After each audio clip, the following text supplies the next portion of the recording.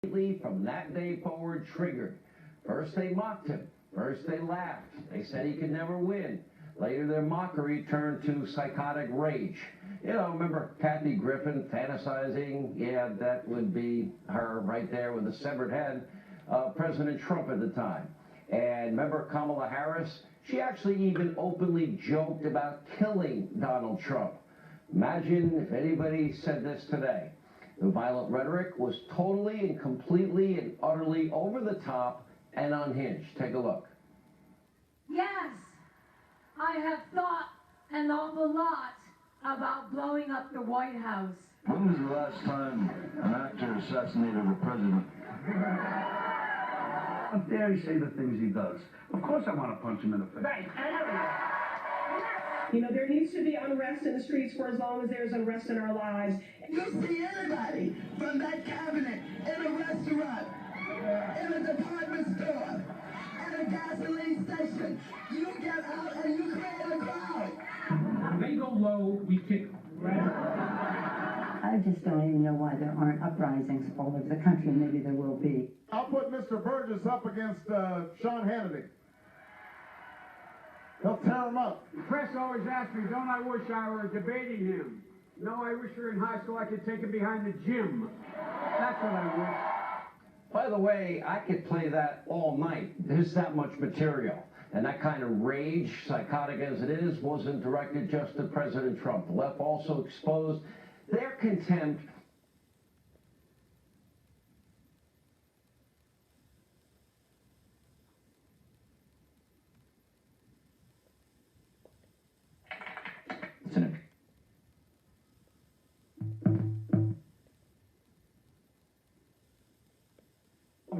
and we were right about this summer's violence in American cities. Time and time again, we were condemning the rioting, the looting, the arson, the murder, while the left was making excuses and denying the very truth and reality that our own eyes saw. In many cases, the mob and the media, Democrats, they either ignored or outright applauded those people. Oh, it's like my favorite photo. Everything is relatively peaceful right now.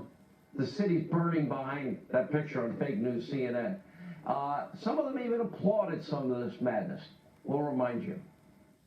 Should that be done by a commission or the city council, not a mob in the middle of the night throwing it into the harbor? They'll do what they do. Violence across the whole country. Do you disavow the violence from Antifa? That's happening in Portland right now? That's a myth that's being spread only in Washington, D.C. About Antifa in Portland? Yes. They're not going to stop before Election Day in November, and they're not going to stop after Election Day. And that should be, everyone should take note of that on both levels, that this isn't, they're not going to let up, and they should not. This is a post-step protest. It is not generally speaking unruly, but fires have been started. It says it right in the name, Antifa, anti-fascism, which is what they were there fighting. Listen, there's, no organization is perfect. There was some violence. No organization is perfect. And to make matters worse, you got Joe Biden, Kamala Harris.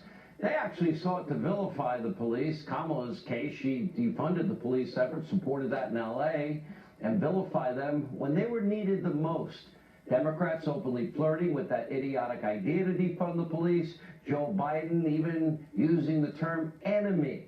Police become the enemy. Oh, we have the tape. Take a look. Surplus military equipment for law enforcement. They don't need that. The last thing you need is an up-armored Humvee coming into a neighborhood. It's like the military invading. They don't know anybody. They become the enemy. They're supposed to be protecting these people. So my generic point is that... Can we agree that we can redirect some of the funding? Yes, absolutely. We have confused the idea that to achieve safety, you put more cops on the street.